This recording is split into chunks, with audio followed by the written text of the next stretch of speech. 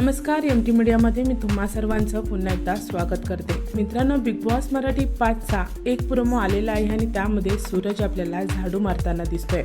तर अंकिता बोलते की मला खूप कसं तरी होतंय की सूरज असं झाडू मारतोय. तर पॅडी दादा बोलत आहेत की बाहेर पण बिचारा हेच काम करतो, पण मनाने तो खूप चांगला आहे. जेव्हा मी काल खाली झोपलो होतो तर तो माझ्याकडे आला आणि मला म्हणाला, दादा तुम्ही बेडवर झोपा, तुम्ही खाली झोपलात आहे, मला कसं तरी वाटतंय.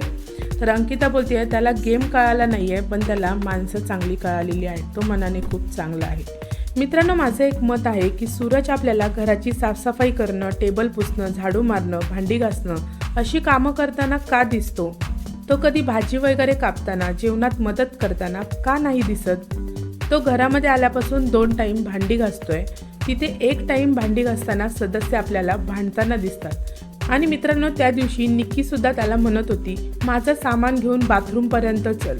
मित्रांनो, तो कोणाचा हमाल आहे का की तो साधा राहतो, त्याचा गैरफायदा बाकीचे सदस्य घेत आहेत. मित्रांनो, आता अंकिताची बोलती आहे, मला कसं तरी वाटतंय तो झाडू मारतोय तर, पण ड्युटी तर तूच दिली आहे का? त्याला जेवणात मदत करायची ड्युटी देत नाही. त्याने त्याची परिस्थिती आईवडिलांशिवाय काढली आहे, तर तो घरी स्वयंपाक करतच असेल, त्याला जेवण बनवतं येतच असेल, कांदे कापणं, भाज्या कापणं अशा बेसिक गोष्टी तरी येत असाव्यात.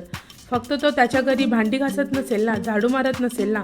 आणि बिग बॉसच्या घरामध्ये सदस्यांना सगळीच कामं करावी लागतात, मग ते बाथरूम धुणं का असेना. मग एकच ड्युटी आपण प्रत्येक वेळेला त्याला का देता?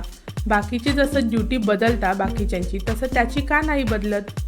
तुम्ही दिसण्यावरून फक्त त्याला जज करता का की बाहेर पण हा हेच काम करत असेल, मग त्याला हेच द्या?